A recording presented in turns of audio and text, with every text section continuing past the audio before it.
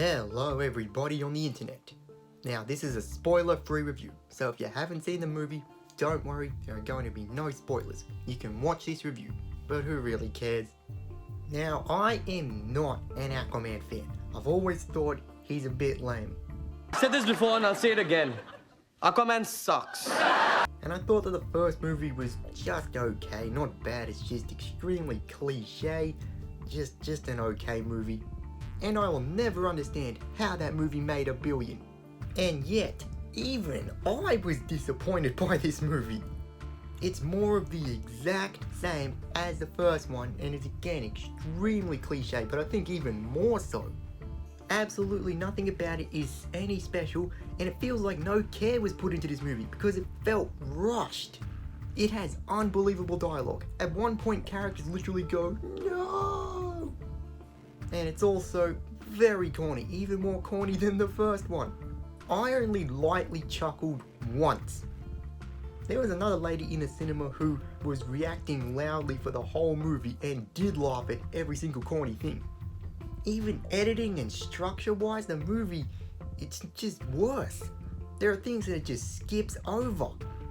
There's one part that's supposed to be like dark, impactful, and dramatic, but it's just poorly performed and is rushed over, and then afterwards they're immediately like, oh no, it's going to be okay. All this movie has going for it is some cool James Wan action and some visuals that pop, but then there are a lot of other visual effects that are unconvincing. I don't know how it's worse than the first since the whole 5 years later. Jason Momoa is a really cool guy, but I've never been fussed or convinced with his Aquaman portrayal. He doesn't act like comic Aquaman, he just acts like himself. And honestly, he's the only person in this movie who looks like they're having any fun. And Jason put an environmental cause into the plot. Not that it didn't work at all, it was just very noticeable. While I don't like Aquaman, I actually do like the characters around him, like Mira and Ocean Master, and Black Manta I think is awesome. Black Manta was my favourite thing about the first movie and probably still this one. He looks perfect in this. Yahya Abdul-Mateen II plays him well, but there is absolutely nothing special about him in this because he's doing the exact same thing he was doing in the first movie. And he just doesn't go anywhere.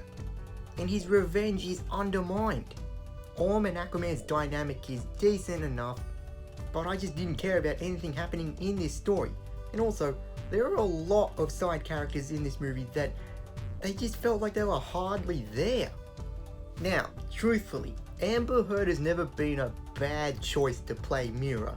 It's just, she does not do any good with what she's given. And in this movie, she is bad.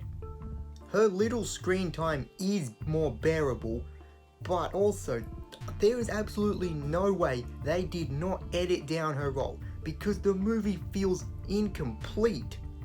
There is just no emotional weight with what happens. And they really rushed Aquaman and Mira's relationship. Jason and Amber have absolutely no chemistry, and then in this movie they just cut to them having a kid. It does not work. Aquaman and the Lost Kingdom has the most cliche title ever. It's full of exposition and is somehow worse than the first in every single way. I'm going to have to give it a 5 out of 10. I don't think it's terrible, but I'm just glad that the DCEU is now over and we're moving on to a new era with James Gunn's and Peter Safran's DCU, which is going to be great. So, have you seen Aquaman and the Lost Kingdom? What did you think of it? How do you feel about the DCEU ending? Let me know in the comments below, and may the Force be with you.